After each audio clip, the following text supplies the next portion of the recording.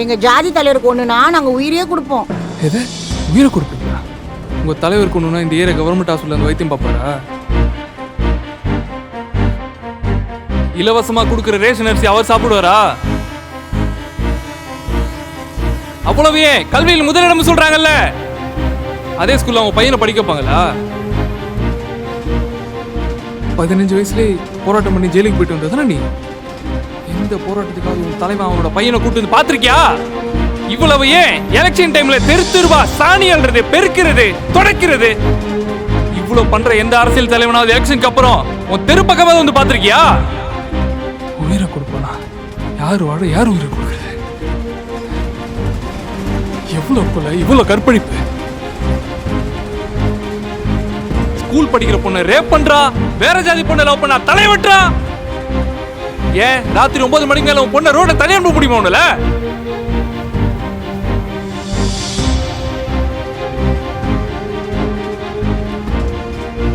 இந்த ஜாதி தலைவனும் இங்க நேருக்கு நேரம் சண்டை போட்டது இல்ல, அவங்களுக்காக நீதான் ஒருத்தருக்கு ஒருத்தர் வீட்டுக்கு சாவறீங்க.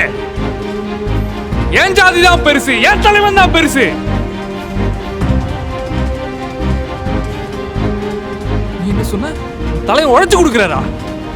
25 வருஷத்துக்கு முன்னாடி பெட்ரோலோட விலை என்ன? 1 லிட்டர் டீசலோட விலை என்ன? 1 கிலோ தக்காளியோட விலை என்ன?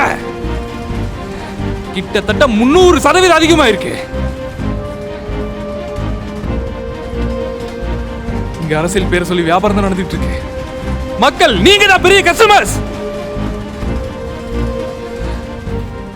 என்னைக்கு நீங்க அது இலவசம் இது இலவசம் கவர்மெண்ட் கிட்ட வாங்க ஆரம்பிச்சீங்களா, அன்னைக்கு ஆரம்பிச்சது இதெல்லாம். இங்க இலவசம்னு வாங்குற எல்லாமே உங்களோட வரி பணம்.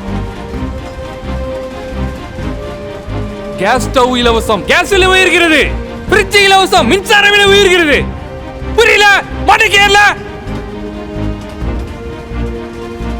அரசியல்ன்ற பேர்ல வியாபாரம் தான் நடந்துட்டு இருக்கு. இதெல்லாம் மாறணும். இதெல்லாம் மாறணும்னா இலவசத்தை எதிர்க்கணும். எங்களுக்கு இலவசம் வேண்டாம். ஒயின் ஷாப் வழியா ஸ்கூலுக்கு போயிட்டு வர என் பொண்ணுக்கு பாதுகாப்பு வேணும். என் பையன் படிக்க நல்ல படிப்பு வேணும். விவசாயிகள் விளைவிக்கிற பொருளுக்கு நல்ல விலை வேணும். இது 3 கிடைச்சிட்டாலே நீங்க எல்லாம் இலவசத்தை எதிர்பார்க்க வேண்டிய தேவையே இருக்காது.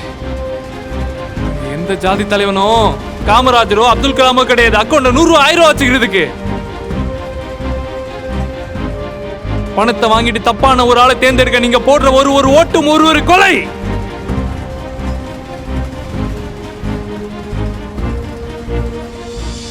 பூமியில நம்மளை பாதுகாக்க நிறைய கண்ணுக்கு தெரியாத சாமிகள்லாம் இருக்கு.